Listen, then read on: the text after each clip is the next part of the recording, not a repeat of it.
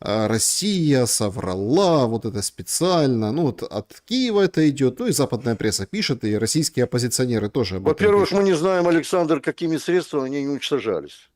А все 91 были уничтожены. Это показатель. Очень серьезный показатель не только того, как охраняют российского президента и в небе, и на земле, а показатель того, насколько совершенны средства противовоздушной обороны России вообще по всему периметру российскому. И это действительно так, потому когда каждый день там по Брянской, по Краснодарскому краю, областям России запускают беспилотники, то практически из 200, там, я не знаю, долетает, единицы долетают. Российское ПВО достаточно эффективно. Вот. А что касается украинского ПВО, то здесь понятное дело, что даже и рядом не стоит. И рядом не стоит. Поэтому дождемся того момента. Эти ж беспилотники падали, представляете себе, на какой площади? Если попадает, например, снаряд там, или еще какое-либо средство в этот беспилотный аппарат, они же все из композитных материалов, они рассыпаются в пыль. Вот. Это же не так просто собрать на огромной площади какие-то остатки этого беспилотного летательного Но аппарата. тут нестыковка. Минобороны не подтверждает такое количество запущенных беспилотников в эту Чье ночь. Минобороны? Российской Федерации. Я такого не слышал. Для Минобороны не... меня главным является заявление министра иностранных дел. То есть, если Лавров на весь мир огласил цифру 91, уверяю вас, министр обороны Российской Федерации дал ему исключительно четкие данные. И не только министр обороны, но и глава внешней разведки Нарышкин. Это и глава мог быть ФСБ Российской Федерации, которые тоже дали ему для доклада определенные данные. Ну, а, конечно, основными данными были данные Андрея Белоусова.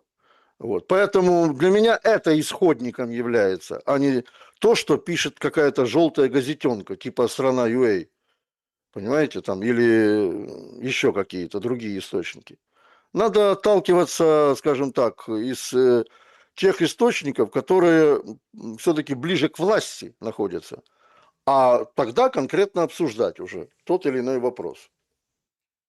Значит, окей, как тогда эта ситуация, в которой сейчас мы находимся, и в которой мы, еще раз подчеркну, меньше, чем за сутки оказались, отражается непосредственно на ходе боевых действий?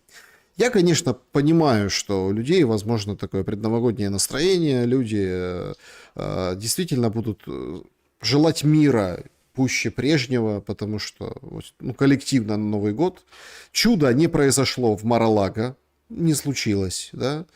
Получается, вы подчеркнуто утверждаете, что Зеленский добился своего. Ну, задача же какая была? Да, Продлить войну. Вот сейчас это как бы да. очень все четко и ясно. Война продлена, срок неопределенный, переговоры все на паузе, все ждут вот этот ответ Российской Федерации, все сейчас нацелены вот именно на это. Но на фронте происходит умопомрачительное. Сегодня объявили сразу с двух областей эвакуацию заселенных пунктов Днепропетровской области и Черниговской области, Новгород-Северский, вот там, в том районе, да. Черниговский фронт давно молчал, только вы периодически его вспоминали в наших с вами разговорах там, да, Да. по субботам. Сумы опять какие-то новые два села. Меньше 20 километров осталось. Новые два села в приграничье, как новый Да. фронт, продвижение на тех, там, сокращение дистанции до областного центра. И это мы не называем основные такие вехи, да, там, Купянск, который, как опять, мы собираем данные с разных сторон, да, которые как бы вернули определенные позиции, которые были утеряны российские войска. Но Сырского включи, послушай. Он говорит, что он и в Покровске до сих пор, и в Гуляйполе до сих пор, и в Купянске там наступление идет. В общем, такая идет определенная какофония. Если все так как бы как есть, то зачем новая эвакуация? И как вы, ну, какие выводы сделаете от тех событий на фронте, которые мы видели в 25-м уходящем году? Ну, к концу 2025 года, безусловно, боевые действия активизировались, причем значительно активизировались. Много есть данных по этому поводу, и их приводит сам Путин, и приводят командующие направлениями российской армии.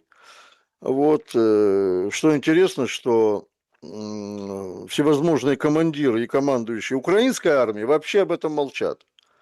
Вот то, что они находятся там в Покровске, да, как они говорят, красноармейские, ну, пусть говорят. Есть такая программа даже на телевидении. Пусть говорят. Вот. Но то, что 6 населенных пунктов только за последний период освобождены, крупных населенных пунктов, это факт. Трамп заявил вообще, вот буквально недавно при встрече с Зеленским, 26 тысяч за месяц уничтожено украинских солдат. 26 тысяч. Ну, это Трамп говорит. Он, наверное, лучше знает, чем Зеленский. Ему докладывают, его разведка докладывает, сколько погибло украинских солдат, а Зеленскому не докладывают. Вот кто ж в этом виноват-то? Вот. То, что по направлениям Чернигова, Харькова, Краматорско-Славянской агломерации, Запорожской агломерации и так далее будут идти в 2026 году просто ожесточенные бои, это однозначно. То, что Днепропетровск, Харьков, Запорожье, Херсон будут потеряны Украиной в 2026 году, я тоже в этом не сомневаюсь. Потому как время, опять же, вот время такая валюта интересная, да, что если там, скажем, доллары, рубли, гривны, их можно где-то там заработать, потерять, потом снова заработать. Время нельзя заработать. Вот оно дается, да, человеку, тем более политическому лидеру. Он должен это время использовать эффективно и максимально с пользой для себя, как верховного руководителя, и для своего народа. Зеленский тратит время вот день до ночи, вот сутки прочь, лишь бы отсидеть. А если еще удастся выклинчить какие-то суммы, не суммы, а суммы с двумя «м», то суммы уже не удастся выклинчить. То денежки, конечно, для него в первую очередь важнее. Время плевать на то время, плевать на украинский народ. Зачем это ему об этом думать? Он не живет последний месяц на Украине со своей страной. Он не живет. Он ездит по Европе, по США и так далее и тому подобное. Точно так же, как и его слуги, Умеровы и прочие. Они не в Украине живут и работают. Я задаю вопрос, чем занимается у нас премьер-министр Свириденко? Ну вот конкретно чем? За какой сектор она отвечает в работе правительства, как премьер-министр?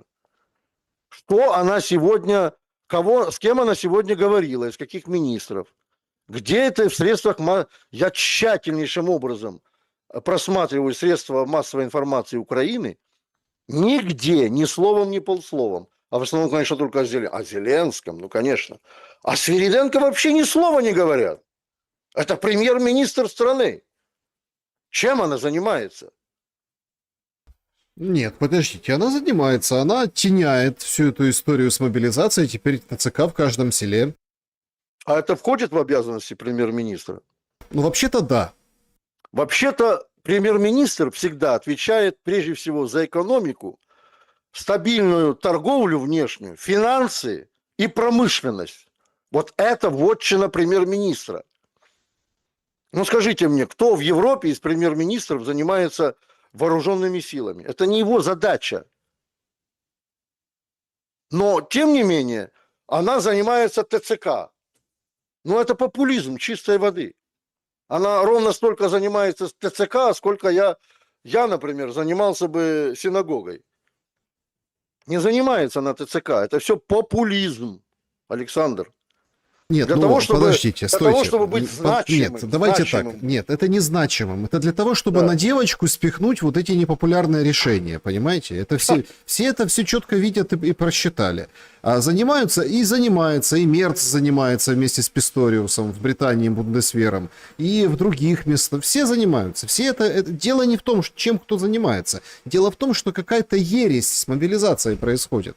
Журналист Владимир Бойко описывает ситуацию с Гуляйполем и говорит, что это провал, дно и ужас. Ровно практически вашими словами он говорит о состоянии дел в вооруженных силах Украины. Сырский говорит, да нет, ничего не случилось, Гуляйполе, еще воюем, все как бы так, ну, бывает такое, там где-то, не совладали, там где-то куда-то ушли, испугались какого-то обстрела, ничего страшного, война продолжается. Но Лубенец у Гордона говорит, что значительный спад произошел обращений по нарушениям по правам человека в уходящем году. В прошлом, позапрошлом было больше. Что вы думаете? А люди, видите как, они же смотрят, как ловят, бьют, отстреливаются с ножами, прячутся, бегут. То есть они на себе, на своей шкуре ощущают все прелести мобилизации сегодняшнего дня, а никто из уполномоченных людей этого не видит. Какой год был в плане мобилизации? 25-й. Зеленский, вон, смотрите, показывает на Российскую Федерацию, говорит, что у России кончаются солдаты.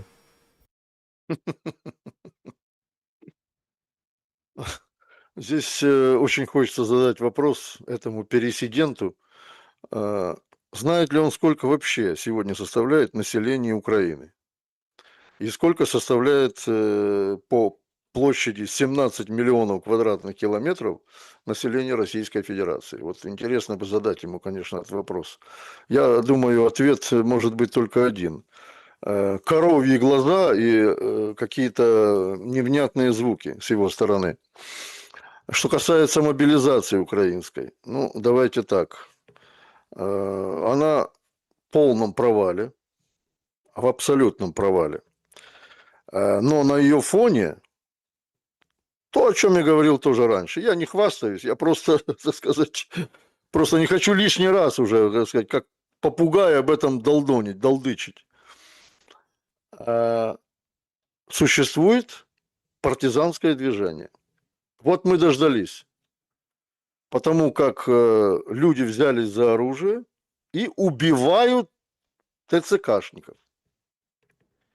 Об этом есть не только видео, об этом есть и данные, они закрыты МВД Украины, что покушение на жизнь представителей ТЦК с каждым днем все чаще и чаще. Это в ход идут не только ножи, Александр. Повторяю, огнестрельное оружие. Причем люди, которые, значит, этим занимаются, безусловно, делают это, ну, так сказать, по почерку можно оценить, да, сознанием дела. То есть это либо бывшие военные, либо бывшие сотрудники силовых структур, но с оружием они умеют обращаться. И это беда представителей ТЦК, которые есть некоторые, и это тоже данные абсолютно мною проверенные, представители ТЦК, которые ни разу не служили в армии, но они мобилизуют украинцев на войну, одев какой-то камуфляж там и нацепив какую-то портупею. Вот. И вот этих вот самозванцев, да, ну, они не самозванцы, они песчинки вот в этой большой программе ненавистной власти Зеленского по уничтожению украинского народонаселения. Я думаю, что вот эта партизанщина, она с каждым днем, с каждым месяцем будет приобретать все более широкий размах. Это большая проблема для власти. Когда на внешнем периметре невозможно бороться с тем врагом, который обозначила для себя Украина, как бороться с врагом внутренним и кому главное, вот это будет вопрос главный для власти Зеленского. Кто будет сражаться с внутренними врагами в Украине? А я понимаю, что они блогеров пересажали уже всех, там, политологов, санкционировали, там, интернировали, ну и так далее. А люди, которые с оружием, они как их будут сажать в тюрьму? как пытаться их будут извлечь из лесов там и так далее и тому подобное. А люди будут уходить в лес и будут нападать на вот эти конвои, да, которые везут ТЦКшники в учебные отряды и так далее. И будут освобождать этих людей. А ТЦКшников, к сожалению моему, я не радуюсь этому, будут уничтожаться. Вы видите, что вот эта история с ТЦК, это стал такой очень важный триггер, да, прям в день переговоров. Еще до этих всех нападений, Да. резиденций, сообщили, что в каждом селе будет, значит, ТЦК, и параллельно с этим сейчас продолжается. Значит, в резерв плюс вводят такие данные, чтобы человека отслеживать точку, геопозицию. Понимаете, об этом так рассказывают разработчики, как какой-то передовой опыт, как какой-то необыкновенный прорыв. А ровно там несколько недель назад об этом там шутили, подтрунивали и ПСО снимали, что это типа... Ну, вот это вот, да, ССЧшнику каждому прицепим чип, и вот будем как скот маркировать, и за ним, чтобы легче было его ловить. Так вот оно, у тебя в смартфоне, Резерв Плюс. Точно так же и с непосредственно историей, с постановкой на учет. Неважно, где ты, не надо, просто через Резерв Плюс бери. Всех поголовно туда загоняют. Слушайте, а люди вопросы, они-то, конечно, их задают, но они не получают ответа. Как вы думаете, а в чем стратегия, в чем план? Действительно мобилизовать всех и заставить Россию пойти на какую-то мобилизацию? Все чаще и чаще от Зеленского мы слышим эти планы. 26-й год. Будет в России что-то наподобие мобилизации? Отвечаю. Александр, чем меньше численность ВСУ, тем меньше потребность российской армии проводить не только всеобщую, даже частичную мобилизацию. Потому как Россия на сегодняшний день воюет 1% от общего количества населения в Российской Федерации. Чем меньше будет ВСУ по своему количественному составу, тем меньше будет необходимость мобилизации в России. Это же понятно. Ну зачем? Плюс ко всему, есть у Российской Федерации сателлиты в этой войне. Ну, например, КНДР. Вот я на 100% убежден, что вообще-то Владимир Путин не злоупотребляет дружбой, добротой и доверием Ким Чен Ына. Но когда Ким Чен Ын абсолютно откровенно в своей стране, он не общается с иностранными журналистами, ему не надо кичиться, позировать и так далее. Он своим гражданам говорит, что защита Курской области России это был наш священный долг. То я думаю, что даже с помощью КНДР какие-либо отдельные участки фронта усилить Российская Федерация вполне сможет. Там никакой в ближайшее время мобилизации даже и в программе нет никакой. И не в военной доктрине, тем более. Я имею в виду обычную доктрину, не ядерную. Вот. Поэтому здесь вопрос такой очень простой. А вот что будет делать Украина, ну, по истечению 2026 года?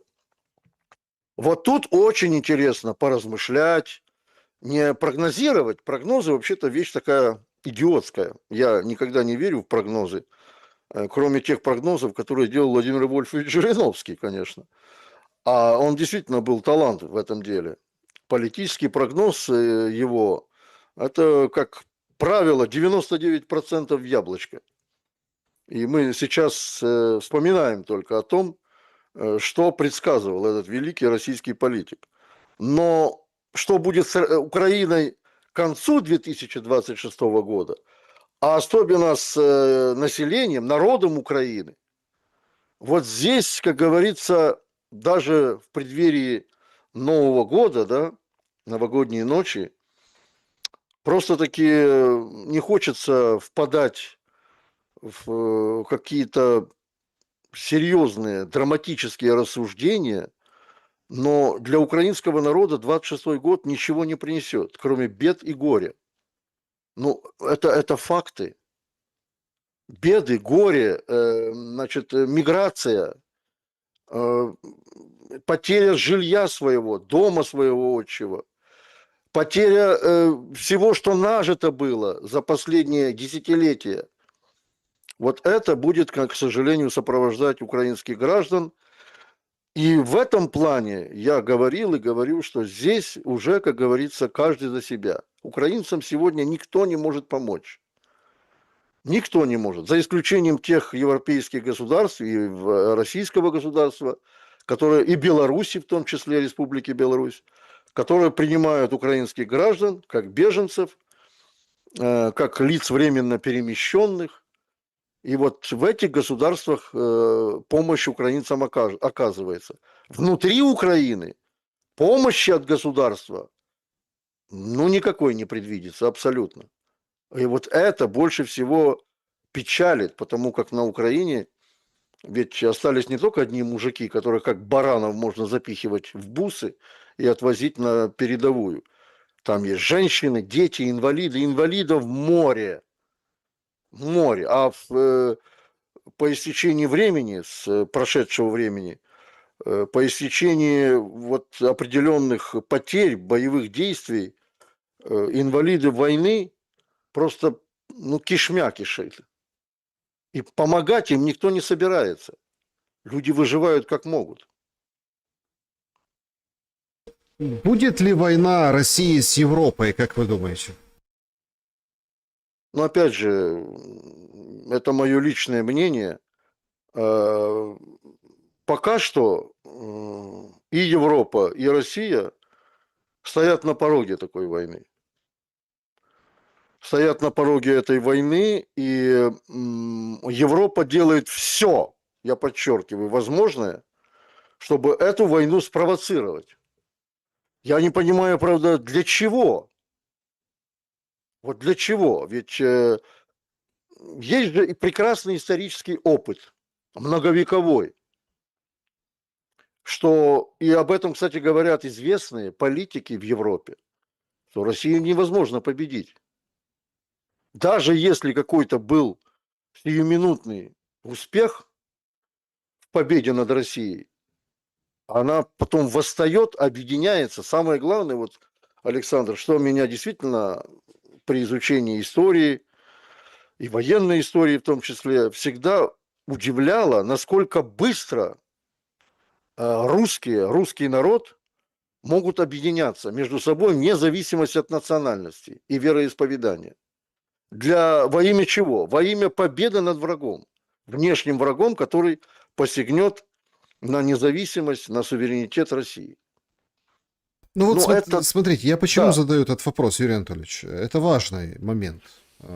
Значит, мы с вами пришли к консенсусу, что Зеленскому удалось добиться того, чего он хотел. да, да. Продлить войну, о переговорах сейчас, ну, короче, все на смарку, все как бы псу под хвост. Из тех усилий, которые там прилагал Трамп, эти пункты, это все. Да? Но у Зеленского же стояла еще другая задача. Это втянуть в какую-то сторону. Ну, то есть, на Беларусь. Она и стоит. Эта задача и стоит. На Беларусь намекают, на Да. Приднестровье там тоже были поползновения. Вот поэтому я и как бы задаю этот вопрос. Сегодня Туск там говорит, вот недели остались для того, чтобы закончить войну, и американцы введут свои контингенты. Контингенты просят, ну как, батальоны просят огня, да, Зеленский просит этого, контингенты, понимаете? Так добьется и этой цели. И все перерастет опять-таки на территории Украины, а может еще и за ее пределами в каких-то странах, ну, в какую-то гораздо большую по масштабам войну. Может ли это быть в 26-м? Вполне возможно. Я не исключаю такой ситуации. Почему? Потому что в Европе на сегодняшний день политики настолько безответственны, что они не понимают о тех последствиях, которые грядут вслед за их заявлениями. А заявления очень громкие и очень провокационные. Я в первую очередь, конечно, имею в виду тех лидеров государств стран НАТО, которые все больше и больше говорят о том, кстати, кстати, это надо отметить. Значит, глава разведки Эстонии, значит, министр обороны ФРГ, вот я просто по весу, да, вот сопоставляю, уже заявляют, что Россия не собирается на НАТО нападать. С чего бы нам вот это тут начинать когти рвать, готовиться к войне, тратить последние евро на укрепление нашей обороноспособности. А Эстония тратит еще деньги, знаете на что? На заболачивание своих территорий. То есть по болоту, мол, русские танки не пройдут. Это я подчеркнуть хочу уровень, да, стратегического мышления этих А государств. забор какой? Яценюк забор плачет какой? в Да, анналах да. истории. Этому самому Яценюку такой даже не снился, да, вот забор, который они построили. Так вот, я о безответственности говорю, что безответственность повлечет за собой соответствующие, так сказать, тоже ответные меры России. И если, не дай бог, я просто, опять же, боюсь говорить о том, что может быть, вслух боюсь говорить, хотя могу себе представить, совершит какая-то там Эстония, хотя вряд ли, и либо Польша, тоже вряд ли. Я надеюсь, что поляки все-таки понимают прекрасно, что собой представляет Республика Беларусь. Если против Белоруссии хотя бы хоть какое-то будет провокационное действие военного значения, здесь тандем Россия и Беларусь, покажут свой характер. Я в этом убежден. И вслед за этим пойдет, как говорится, эффект домино. То есть об Украине, опять же, они все забудут, я уверен, в Европе. Абсолютно. Вот. Каждый будет за себя, а то, что в НАТО, значит, на сегодняшний день с приходом Трампа, скажем так, определенная чехарда, связанная прежде всего с покупкой оружия американского, которое некоторые члены НАТО не хотят покупать. Они говорят, у нас есть свои технологии, у нас есть свои разработки. Вот, мы хотим сами производить это оружие на свои деньги. Зачем нам американское оружие, которое, кстати, в Европе, в частности, в таких компаниях, как Rheinmetall, считают наиболее совершенным, чем американское оружие. Дайте нам только немножко времени, говорят они. И мы восстановим не только паритет, но и превосходство западноевропейского оружия над американским. Вот. То же самое говорят, например, в Министерстве обороны Франции. Они тоже говорят, мы единственная страна в Европе, кто имеет свое ядерное оружие. Потому что у Британии американское оружие, трайденты. И без американцев нажать кнопку «пуск» этой ракеты британцы не могут. А вот французы, они не только разработчики своего собственного ядерного оружия и своих носителей ядерного оружия.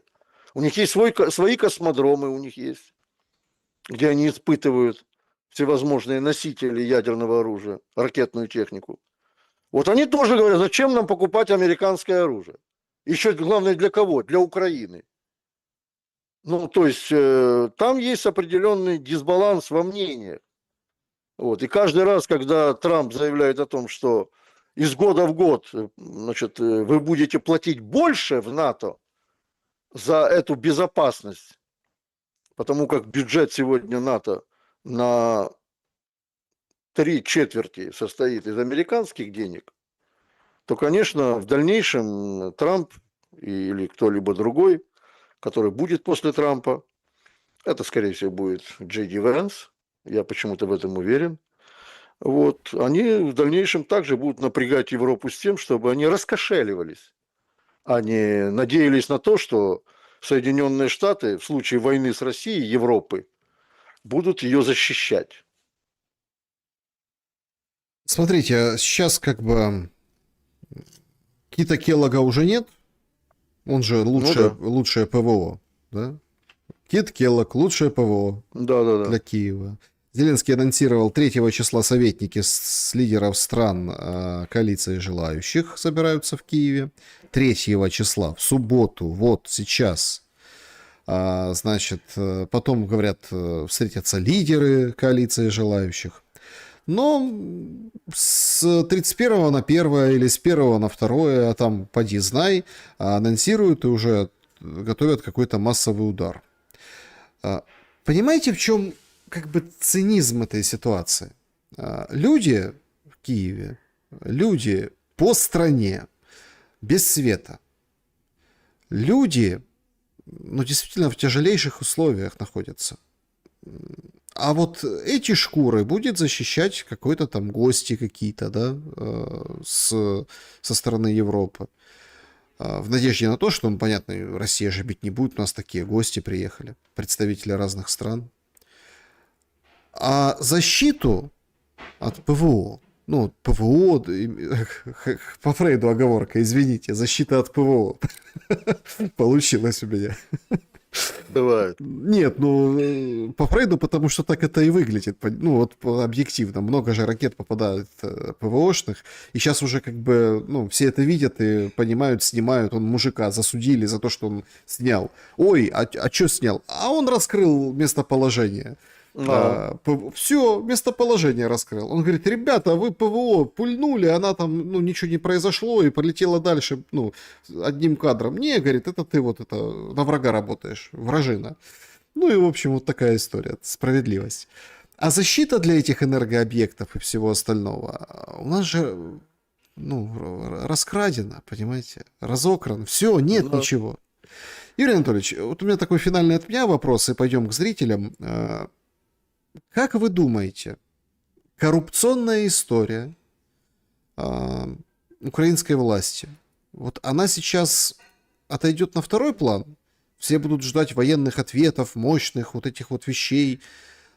Или наоборот, процесс активизируется? Ведь перед самым Мар-а-Лаго и за депутатов за такие причинные места схватили. Понимаете, в чем дело? Ведь вся эта история, давайте так в общем подведем итог, была разоблачительная история эта, инспирирована непосредственно Вашингтоном.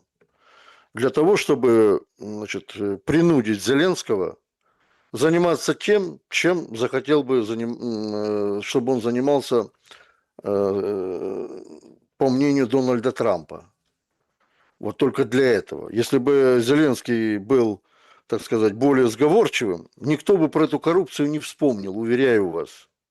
Уверяю вас. Ни одно НАБУ, которое находится на зарплате у Вашингтона, никогда бы эту коррупцию не пыталась бы раскрывать. Но в этой коррупции замазаны многие высокопоставленные лица самих Соединенных Штатов. И не только в Штатах. В Евросоюзе, в Великобритании и так далее, и так далее. И если бы эту тему, за эту ниточку потянуть дальше, то был бы еще более громкий скандал, ну, похлеще, чем связан он был с этими Цукерманами, Миндичами и так далее и тому подобное. Это было бы, был бы скандал мирового значения, повлекший за собой какие-то, наверное, определенные последствия политического характера и даже военного характера. Вот. Но этого дальше не произойдет, уверяю вас. Никто за эту коррупцию из украинских фигурантов не сядет. Ну, не сядут они, потому что если они сядут, они заговорят. А если они заговорят, их надо будет физически убирать, устранять. Вот. Поэтому все, поговорили, разоблачили, на этом все закончится. Никто не собирается дальше никаких производить каких-то кардинальных мер в отношении украинских коррупционеров. Украинская коррупция, она бессмертна. Вот. Об этом знает хорошо мамаша этой коррупции, госпожа Тимошенко, вместе с ее шефом Павлом Ивановичем Лазаренко. Вот. Поэтому НАБУ – это такая же собака на привязи, как и, скажем, ФБР у США, как и остальные органы. Так а НАБУ у кого на привязи? НАБУ на привязи у ФБР. да, у США. Вот. Вас это удивило? Нет, я просто к чему? Просто к тому, что... То есть... НАБУ не действует самостоятельно. Вот опять же, почему мы всегда... Такой маленький пример.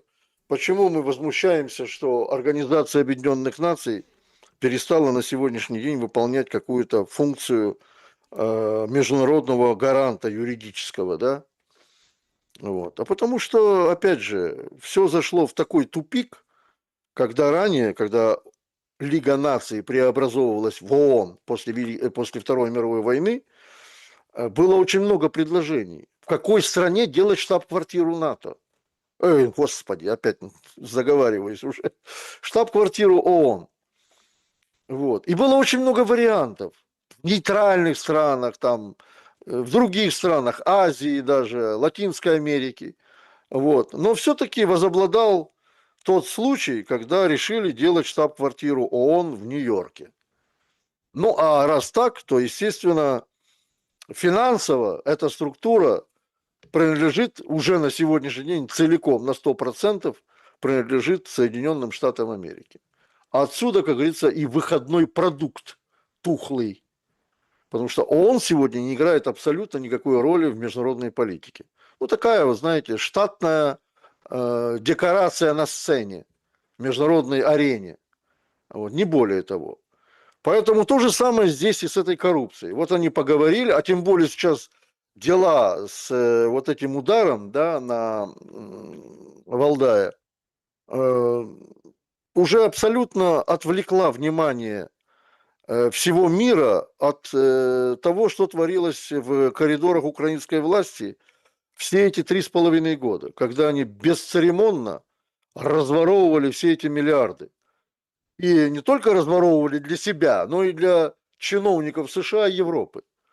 Дальше дело не пойдет, уверяю вас. Мингич, если он будет держать язык за зубами, будет себе жить там, где он живет. Никто на него не собирается покушаться. Смотрите, тогда получается, вся эта война, это зря. Вся эта, скажем так, история, это все впустую. Получается, что, ну, только там старухи-матери поплачут на могилах с крестами, да, вот этими, и флагами. А при чем здесь война? Я вот что-то не понял. Как, причем война? При чем война? Война войной. Нет, нет, война это деньги, деньги, еще раз деньги. Ну, А хорошо. деньги оказалось, и Трамп это подтвердил Mar-a-Lago. Вы со стороны Украины говорите об этом. Дали, понимаете? Я беру вообще, в общем, положение на фронтах, разговоры о войне со всех сторон. Ведь каждая сторона в этой войне, значит, использует свои интересы. Понимаете? Нельзя говорить, что... Подождите, хорошо, это прям очень интересно так под финал. Так, а в чем интерес Украины сейчас? Как вы отвечаете на этот вопрос? Интерес Украины вообще нулевой. Украинскому народу эта война и даром не сдалась. Она нужна, война, это украинской власти. Самозванной украинской власти. Саша. А если брать, например, противоположную сторону, НАТО, к примеру, там тоже все понятно. Эта война нужна на Украине для того, чтобы истощать Российскую Федерацию, разрушать ее. Со стороны Российской Федерации эта война священная, я ничуть не высокопарно выражаюсь. Потому как в России, может быть, даже за редким исключением там, тех там каких-то несистемной какой-то оппозиции, которая давно уже не в России, и иностранных агентов, в целом население Российской Федерации считает эту войну священной. И российские солдаты на передовой, в том числе и военные корреспонденты, говорят о том, что российские военные корреспонденты, что Россия ведет борьбу с нацизмом. То есть это все в открытых источниках есть. То, что Зеленский хочет сохранить свою власть, ну это просто даже и не надо разъяснять, рассуждать об этом долго. Он пытается сохраниться в том кресле, в котором он сегодня сидит. Но он нам сказал, что он устал, Юрий Анатольевич. Ну, не нам, а Fox News. говорить не значит делать, Александр. Он же шоумен, понимаете? Я устал. Ну, устал, Я уходи. устал, да, я ухожу, да. Был у нас один такой исторический персонаж.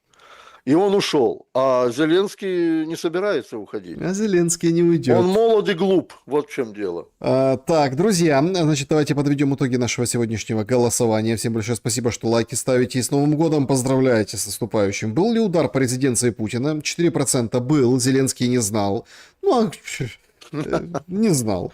Не знал, да. 6% не было. Это ИПСО повод для россиян, ну, чтобы развивать эскалацию, чтобы там сбить Трампа с переговорами, чтобы, ну, как бы, они же очень, тоже многие утверждают, что они очень глубоко пошли в эти там дух Анкориджа, вот эти пункты, слишком много уступок. А сейчас вообще можно никаких уступок не делать. 6%, 11% был, но не по резиденции, то есть били почему-то серьезному, то есть, да, или там, ну, как, например, предположение, что по какому-то пункту важному, или вот вы сегодня выдвинули предположение, что по семье, то есть, да, и, ну, в чате это откликается, трансляция онлайн, что там, ладно, по Путину били, да, там спецслужбы, а там семья, и вот это сразу вызвало такой, в общем, почем не по зданию, не по крыше с куполом, не по коробке били, а вот что-то серьезное там действительно как бы готовились, и в общем, поэтому так Россия взбрыкнула. Ну и 79% считают, что удар был, и Зеленский о нем знал. То есть это все в Мар-а-Лаго, что мы видели, кушал торт Трамп, ел картошку фри со стейком, да, ну и знал, что сейчас полетит. И вот оно как бы и полетело. И ухмылялся, между прочим. Да, и ухмылялся. В общем, друзья, спасибо, что проголосовали. Давайте перейдем к вашим непосредственным вопросам. Режим Блиц, Юрий Анатольевич, вопросы следующие. Василий из закрытого клуба в Телеграме, потом сообщество, потом чат трансляции. Василий, допустим, Украина признала Крым и 4 области. Как это решит проблему войны? Сущность остается прежней. В чем идея России для Украины? Все как-то зыбко и неубедительно. Проект Союза надежный был, с моей точки зрения. Обидно за бесполезные жертвы.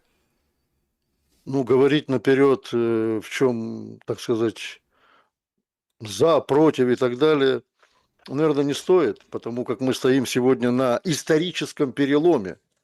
Вот что самое главное. Ведь когда Украине дарили на Западе, на Востоке вначале, потом на Западе отдельные территории, да, и Польши, и Венгрии, и Румынии, и Российской Федерации в тот период времени, ну, никто же не рассуждал и не знал, в каких границах будет сама Украина спустя энное количество времени. Поэтому мы на сегодняшний день находимся на изломе, историческом изломе. Идет глобальный передел мира, он еще не закончен, он может идти еще десятилетия. Поэтому что будет с Украиной в дальнейшем, я не собираюсь даже предсказывать или рассуждать об этом. И будет ли вообще такое государство? Может, это будет какое-то иное название оно носить. Это вполне возможно. Поэтому давайте поживем, подумаем. Да, еще Вот еще такой вопрос. Да. Юрий Анатольевич, в связи с атакой на резиденцию Путина, ваш прогноз. Первое, новичок. Второе, массовая ракетная атака по бункерам. Третье, удар орешником. Четвертое, тактическое ядерное оружие. Если у вас есть пятый ответ, то опишите его. Нет, конечно, у меня нет никаких ни пятых, ни шестых ответов. У Российской Федерации есть очень солидное, мощное, конвенциональное оружие, которое она, скорее всего, применит. О ядерном оружии речи вообще не идет. Подождите, я сейчас новостную ленту глянул. Граждане, которые прибывают в ТЦК во время мобилизации, теперь будут получать паёк за счет государства. Это кто пишет? Минобороны Украины. Да. Хотелось бы посмотреть на содержимое этого пайка. Ну, то есть, кормить будут в ТЦК. Да вы что? Надо же. Это новость вот сейчас. Не, ну если сухари и галеты являются пайком, ну, я тогда... У меня вопросов нет. Да, слушайте, вот это новость. За государственный бюджет будут С ума кормить. сойти. Вы А представляете? раньше до этого нельзя было догадаться? Еще 3 года назад. Или Кормить только будут. можно было украинских То призывников есть, избивать и убивать? нет, подождите, сначала тебя отметелят, в Отметелят, бус да, засунут, отмутузят, газом задуют, а потом посадят накормят. и накормят. Да. Видите, как это? Прелесть. Макиавелли, понимаете? Макиавелли, да. Это же надо было 3 года думать, да, и до этого догадаться. Понимаете? Так, сообщество YouTube, поехали. Вопросы. Да, спасибо большое. Вас, Юрий Анатольевич, поздравляют с Новым годом. Спасибо, всех тоже с наступающим. Спасибо большое. Вопрос Дудкину от Ивана. Юрий Анатольевич, кто, на ваш взгляд, сегодня может возглавить украинскую власть? Может быть, правильной была бы мысль о внешнем управлении? Реально ведь в России, ни в России, ни в Европе, ни на Украине никого ведь нет, кто бы мог бы возглавить процесс объединения частей страны. Все идет к разделу, как это было в Польше в XVIII веке во времена Екатерины II. Ну, на сегодняшний день в самой Украине я не вижу ни одного публичного человека, который бы мог бы возглавить Украину. Публичного, я подчеркиваю. Потому как, еще раз повторюсь, многие из тех, кто был бы способен войти в большую политику на Украине, они сегодня либо в тюрьме, либо в эмиграции. Вот. А что касается, опять же, повторяется немножко вопрос предыдущим вопросом, что будет в будущем, там, это пока что я даже и говорить не хочу, потому как мы стоим только на пороге тех событий, которые развиваются и внутри Украины, и вокруг Украины. Поэтому как повернется колесо истории против Украины или по пути развития Украины, если, дай бог, так сказать, это произойдет, никто не может предсказать. Вопрос. Зачем Зеленский так часто едет в Америку? Его там никто не ждет, а встречают в основном пилот самолета и сотрудники его же посольства. Результата все равно никакого нет от его поездок. Все уже забыли о его планах потужности, перемоги. Путин один раз слетал и решил вопросы. Всем остальным занимаются помощники и МИД. Спасибо, Дмитрий. Дмитрий, есть такое хорошее слово, называется, а в политике оно особенно ценно, лояльность. Так вот, господину Зеленскому нужно проявлять лояльность ко всему тому, что от него требуют Соединенные Штаты. Это его политическая жизнь. Как, знаете, в той электронной игре, вот все жизни истратил, и все, и ты погиб.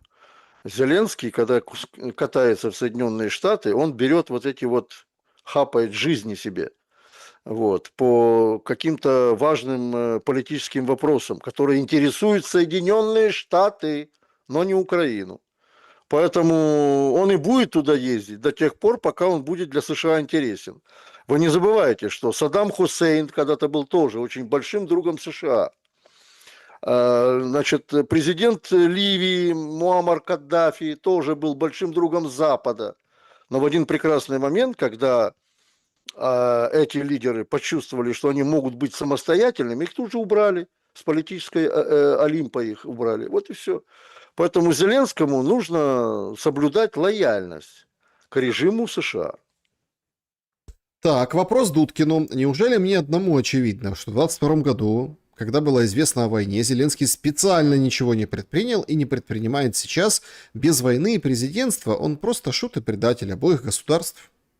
Так в чем вопрос? Ну, это там знак вопроса в конце, я просто не передал интонационно. Без А, войны и президентства он просто шут и предатель обоих государств? да, да. Вот война его поддерживает. Война это для него такой, знаете, цемент, бетон, которым он цементирует вокруг себя все, особенно свой трон, для того, чтобы его никто не смог расшатать. Вот. И он будет цементировать его и дальше, пытаться продолжать войну ценой жизни украинских граждан, для того, чтобы как можно дольше усидеть. Ну и, наверное, еще ему где-то не хватает там пару копеек для его личного благосостояния. Ох, чат, конечно, как всегда у нас острый на язык. Значит, сразу Томят. по поводу новости о том, что кормить будут в ТЦК. А, Там же недавно, вот же на днях, да, позавчера стало известно, Папа Римский 100 тысяч супов корейских вот этих передал быстрого Да. приготовления. Вот куда оно все пойдет, понимаете? И вот здесь это все обсуждают на самом деле. Так, значит, чат трансляции. Ой, как хорошо, вам тут хорошо и без нас, друзья. Так,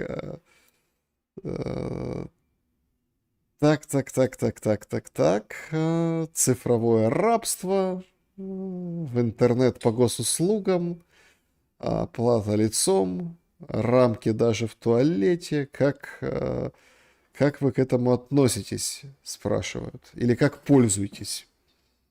Чем? Рамками в туалете? Да, У цифровое меня цифровое нет в рабство. туалете рамок. Я пользуюсь туалетом свободно. Ну, что еще могу ответить? Так, кто следующий президент Украины? Ребята, ну нету следующего президента и не будет. Как сказал Владимир Вольфович Жириновский, Зеленский – это последний президент Украины. Вот, если вы доверяете этому политику, который ушел уже в небытие, Царство Небесное, вот руководствуйтесь этим. На Украине сегодня не проживает такое лицо, которое могло бы повести за собой нацию, как Боливар в Латинской Америке, как Фидель Кастро, ну и так далее и тому подобное. Есть мелкие, жалкие шуты-воришки. Так, значит, друзья,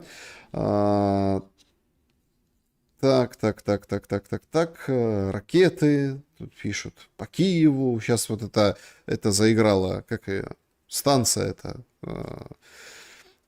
ну, это, скажем так,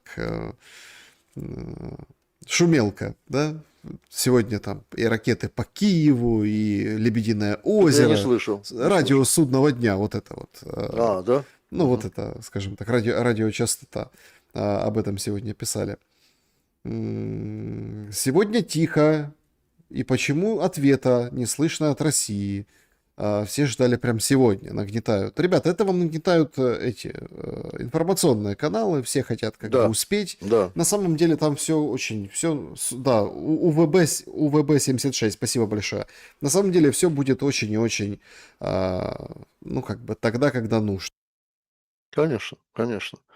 Ждать в ближайшее время, тем более в новогоднюю ночь, каких-то жестоких ударов, я думаю, что Россия в таком случае, в таком ключе не будет действовать.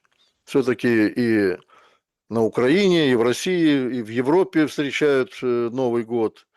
Поэтому, ну, здесь, как говорится, будут соблюдены все рамки приличия, что называется. Но то, что было совершено украинской властью, это, конечно, безнаказанным не останется, и тем более никто его не забудет, этот случай. Это тот Рубикон, который уже действительно пройден, и я думаю, даже уже в США прекрасно понимают, что у России есть право ударить. Вот в Вашингтоне уже так считают. А тем более, что Вашингтон же тоже не слеп. Они же видят, что Китай, Индия, КНДР, Пакистан, Иран и все другие, и многие другие государства, очень теплое было такое сообщение от президента Узбекистана Мирзиёева по поводу этого теракта, что он считает недопустимым даже в условиях войны проводить подобные террористические операции. Вот. И об этом знают в США прекрасно. Я думаю, что, и повторяю, уже об этом сказал, что в Вашингтоне не будут препятствовать Москве проводить контр-акции против киевского режима. Так, значит, если не станет Зеленского, будет неинтересно вам, Юрий Анатольевич? Вот. Когда избирали, он был кандидатом, да, такой был живчик такой, везде бегал, везде суетился, сразу же бросился отвечать, когда только его вербовали в кандидаты, он уходил от журналистов. Как только Беня ему пообещал золотые горы и стопроцентное прохождение в президенты, он оживился, бегал, раздавал интервью и так далее и тому подобное. А украинские граждане, вот это проходило просто красной нитью по всем мнениям, опросам и так далее. Когда журналисты задавали украинским гражданам, электорату так называемому, вопрос, почему вы будете голосовать во втором туре за Зеленского, бо він гарний и смешный. Понимаете? Вот этого забыть невозможно из истории Украины. Так вам как сейчас? Вы любуетесь его красотой или вам смешно? Мне хочется задать вопрос украинским гражданам. Да, ну, слез, конечно, больше. Но Вот именно. тем не менее, друзья, если мы смотрим, вы смотрите этот эфир, мы с вами общаемся, если мы вот сейчас вместе, то это уже, наверное, хорошо. И это не повод, ну, не поздравить всех с Новым годом, Юрий Анатольевич. Конечно, конечно. Пожалуйста. Да, да. Я очень искренне желаю всем моим соотечественникам, проживающим сегодня на Украине, светлого праздника Нового года, затем 7 января православного Рождества. Вот. Я желаю, чтобы в каждой семье как можно меньше было горя, которое несет за собой эта война для украинских граждан. И я желаю всем нам пережить это время. И, скажу откровенно, я лично ожидаю пережившей издевательства и, скажем так, пытки в украинских застенках гибели этому режиму. Вот я не конкретному человеку, я режиму, политическому строю Украины желаю гибели. Потому что с таким политическим строем, с такой политической системой ни одной нации невозможно существовать. Все они приводили в историческом большом аспекте к гибели государства. И это государство действительно на сегодняшний день у нас находится в состоянии гибели. Вот пусть каждый из вас переживет это время, выживет и в конце концов добьется того, что Господь Бог украинскую землю, украинский народ все-таки помилует. Ой, полетел, конечно, тут новостейный поток. Зеленский выполз, говорит, нет срыва переговоров, несмотря на все обвинения россиян в средствах массовой информации. Мы работаем и вообще приглашаем американских военных К нам. миротворцами стать. Да, А? да, да, Юрий да. Анатольевич. Можно Мне ка- подумать, что они просто таки жаждут встретиться на поле брани с российским оружием, да? Дело не в том, что хорошо, даже если... Такое ощущение, что Трамп прям сидит и жаждет, как вот помочь Я отправить. же об этом и говорю. Но Трамп. дело еще и в другом, Александр, что ведь это оглашается публично. То есть за кого держит Зеленский украинский народ? За быдло. Ну, или говоря на сленге, лохов. Как он там, помните, говорил, я ж не лох. Вот. Так он считает таким украинский народ. Что он приглашает американцев якобы для всеобщего будущего благоденствия украинского народа. А американцы думают, наверное, по-другому, я так полагаю. Я вот, знаете, о чем жалею в этом уходящем году? Вот у меня единственная жалость такая вот, ну, не то что жалость, а вот так вот, ну, в общем, неприятно мне. Ну, вот потеря, это чувство-то горечи, что инопланетяне не прилетели, Юрий Анатольевич. Вот, вот А вы же помните вот эту кампанию в США, да? Где они все невзгоды, особенно при Байдене, да? Там же на полном серьезе подключали разведки, Министерство обороны, для того, чтобы они выходили, як то кажуть в Украине, на широкий загал и говорили, что во всех бедах экономических, оказывается, ответственность за это несут инопланетяне. Вот в чем дело. Вы случайно не из этой плеяды? Да нет, я, понимаете, я просто, если прилетели инопланетяне, все обалдели и перестали воевать, понимаете? Потому Да. что, мне кажется, только только, судя по этим последних дней событий, только, наверное, прилет инопланетян, приземление, да, вот может А как бы, инопланетяне могут занять чью-то позицию. Вас это не пугает? Чью-то сторону. ну, Это чревато. был бы еще Да. один шанс у Зеленского. Как О, американские миротворцы, так вот и инопланетные, скажем так, инопланетный разум. Друзья, Вот всем именно. большое спасибо за то, что побывали на нашем сегодняшнем прямом эфире. Юрий Анатольевич, спасибо за время и мысли. Спасибо вам еще раз, с наступающим всех Новым годом. Будьте мудрыми, уверяю вас и умоляю. Всего Друзья, доброго. добра и света. Увидимся обязательно.